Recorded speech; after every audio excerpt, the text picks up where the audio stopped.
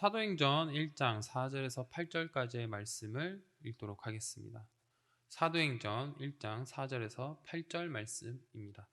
사도와 함께 모이사 그들에게 분부하여 이르시되 예루살렘을 떠나지 말고 내게서 들은 바 아버지께서 약속하신 것을 기다리라. 요한은 물로 세례를 베풀었으나 너희는 몇 날이 못되어 성령으로 세례를 받으리라 하셨느니라. 그들이 모였을 때 예수께 여쭈어 이르되 주께서 이스라엘 나라를 회복하심이 이때니까 하니 이르시되 때와 시기는 아버지께서 자기의 권한에 두셨으니 너희가 알 바 아니요 오직 성령이 너희에게 임하시면 너희가 권능을 받고 예루살렘과 온 유대와 사마리아 땅 끝까지 이르러 내 증인이 되리라 하시니라. 아멘. 각자의 땅끝에 서다. 사도행전 1장 4절에서 8절. 성령은 하나님의 사람들을 보냄받은 땅으로 나아가도록 이끄십니다.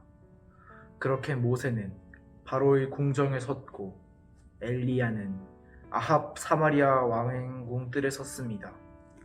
이사야는 산헤립 앞에 그리고 므낫세 앞에 섰으며 예레미야는 여호야긴과 그리고 애굽으로 간 일단의 이스라엘 백성들 앞에 섰습니다. 아모스는 바산의 암소들과 같은 이스라엘의 귀족들 앞에 섰고 호세아는 음란한 고멜 앞에 섰습니다. 요나를 기억하십시오.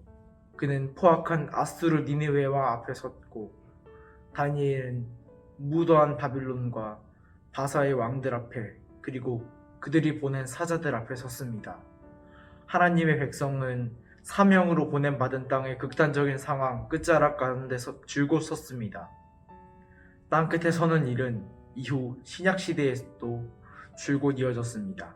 스데반은 성난 자유민의 회당 사람들 앞에 섰고 집사 빌립은 남쪽 광야에서 에디오피아의 내시 앞에 섰습니다. 베드로는 로마인 고넬료 앞에 섰고 야고보는 헤롯 아그리파 2세의 칼날 앞에 섰습니다. 마태는 에티오피아의 잔인한 원주민 앞에 섰고 도마는 창을 든 인도의 지배자 앞에 섰습니다. 제자 빌립은 광포한 히에라볼리의 폭도들 앞에 섰고 바돌로메는 자기 피부를 벗겨 죽이려는 아르메니아의 고문관들 앞에 섰습니다. 성경에 기록하신 하나님의 사람들은 한결같이 그들만의 땅끝 낯선 복음의 변방에 섰습니다. 그리고 거기서 순교를 불사하면서 주어진 사명에 헌신했습니다. 예수께서 약속하신 성령은 우리를 안정적이고 편안하며 진급과 안정적인 봉급이 보장된 자리로 인도하지 않으십니다. 예수님께서는 하늘로 올라가시기 전에 분명하게 말씀하셨습니다. 너희는 몇 날이 못되어 성령으로 세례를 받으리라. 그런데 그 성령께서는 하시는 일이 정해져 있었습니다.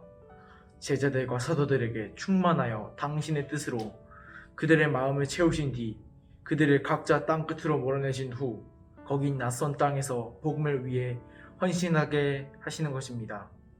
그래서 예수님께서는 이렇게 말씀을 이으셨습니다. 오직 성령이 너희에게 임하시면 너희가 권능을 받고 예루살렘과 온 유대와 사마리아와 땅끝까지 이르러 내 증인이 되리라.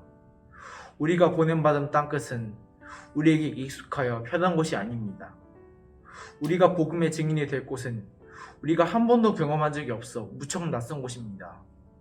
하나님의 영이 우리에게 임하실 때 우리에게 어떤 일이 일어나는지 기억하십시오. 그분은 우리가 낯선 땅 끝으로 몰고 가시는 거룩한 열정의 영이십니다. 땅 끝으로 부름받은 자리에서 드리는 기도. 주께서 보내시는 곳 어디든 순종하며 증인으로 삶을 살겠습니다. 각자의 땅끝에 서다라는 제목으로 사도행전 1장 4절에서 8절까지의 말씀을 나누도록 하겠습니다. 우리는 하나님을 믿는 자녀고 하나님의 백성이자 예수님의 제자입니다. 그렇기에 우리는 모든 사람들을 사랑해야 합니다. 그런데 만약에 물론 우리가 그러면 안 되지만 정말 미운 사람이 한 명 있다고 상상해 보겠습니다. 우리 앞에 미워하는 사람이 있다고 한다면 그 사람을 위해 우리의 시간과 우리의 물질을 쓸 사람이 있을까요? 아마 추측하기로는 미워하는 사람에게 자신의 시간을 들여 그 사람과 이야기를 나누고 시간을 보내고자 하는 사람은 없을 것입니다. 그리고 미워하는 사람에게 자신의 물질을 들여 그 사람이 좋아하는 선물을 주고자 하는 사람도 없을 것입니다. 이를 통해서 우리가 알 수 있는 것은 사람은 자신이 사랑하지 않는 것에는 시간과 물질을 쓰지 않는다는 것입니다. 물론 우리는 그래서는 안 되지만 만약에 미워하고 싫어하는 사람이 있다면 그 사람을 위해 우리가 가지고 있는 시간과 물질을 절대로 사용하지 않는다는 것이죠. 반대로 우리는 사랑하는 사람을 위해 시간과 물질 쓰는 것을 아끼지 않습니다. 그렇기에 지금 이 시간 우리가 예배 드리는 것은 하나님을 사랑하여서 우리의 시간을 드리는 것입니다. 우리가 하나님께 예배 드리는 이 귀한 시간을 하나님께서는 기뻐 받아주실 줄로 믿습니다. 우리가 항상 하나님께 예배 드림으로 우리와 함께 하시는 하나님의 큰 은혜와 사랑이 넘치시길 예수님의 이름으로 축원합니다. 오늘 하나님께서 주신 말씀은 사도행전 1장 4절에서 8절의 말씀입니다.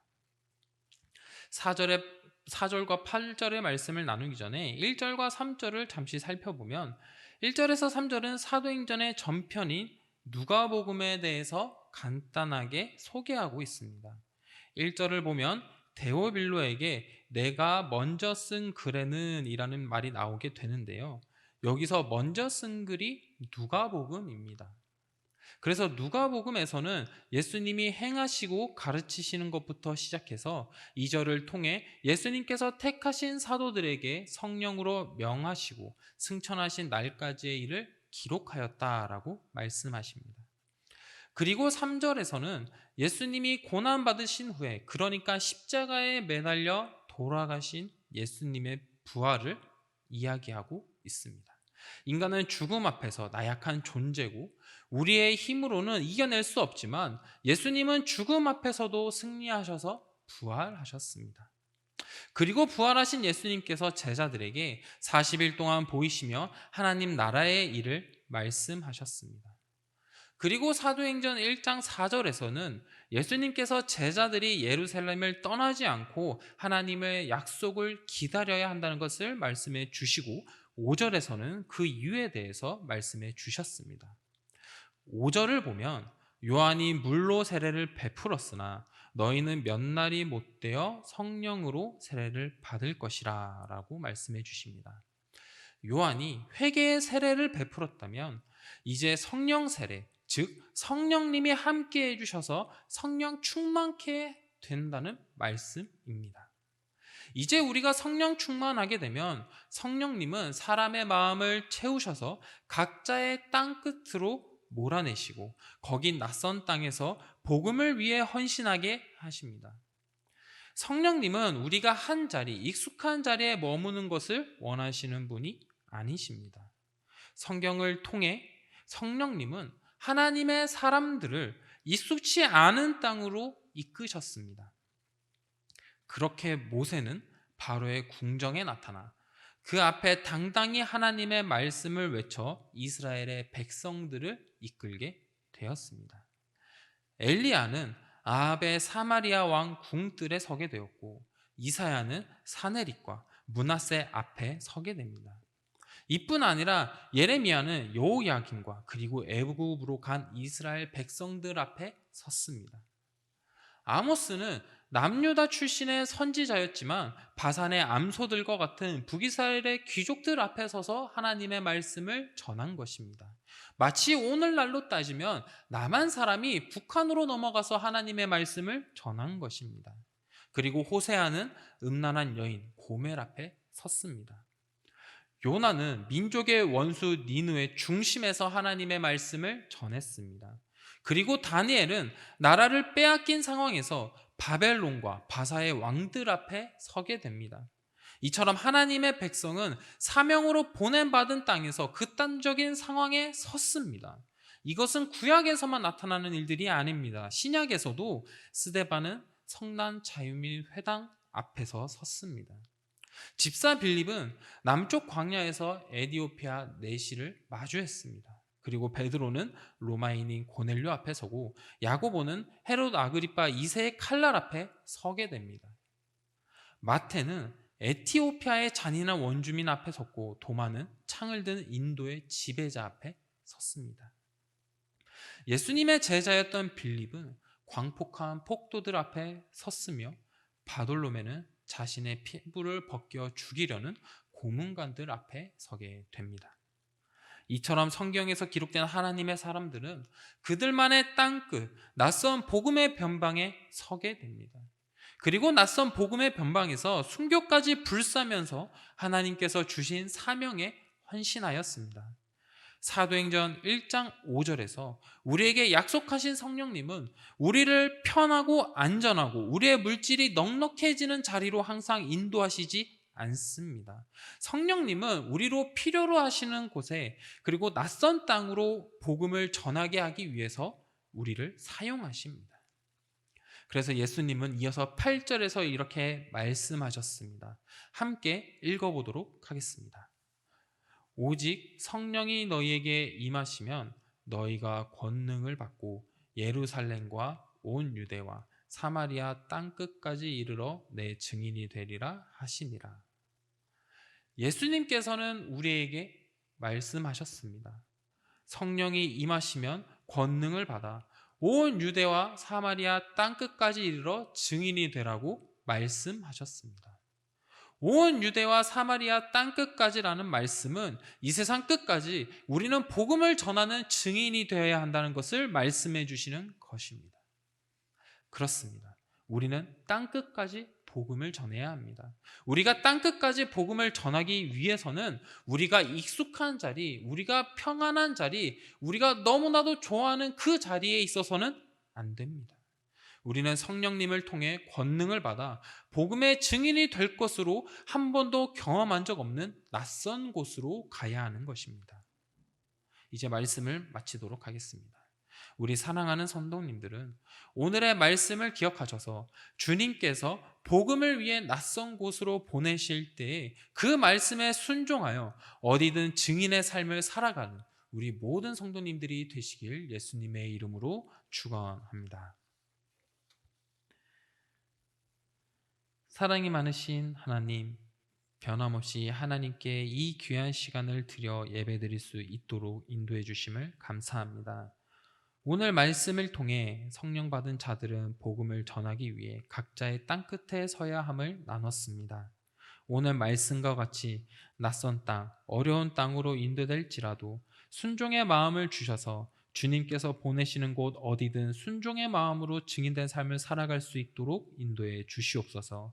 우리가 주님의 사명 감당해 나갈 때 힘과 능력을 더하여 주셔서 주님께서 사명 잘 감당케 하여 주시고 더욱더 하나님과 친밀하여 동행할 수 있는 굳건한 믿음 또한 더하여 주시옵소서. 언제나 우리와 함께 하시며 거룩하신 예수님의 이름으로 기도드렸습니다. 아멘.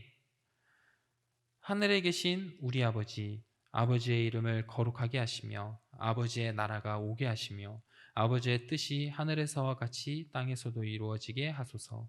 오늘 우리에게 일용할 양식을 주시고 우리가 우리에게 잘못한 사람을 용서하여 준 것 같이 우리 죄를 용서하여 주시고 우리를 시험에 빠지지 않게 하시고 악에서 구하소서. 나라와 권능과 영광이 영원히 아버지의 것입니다. 아멘.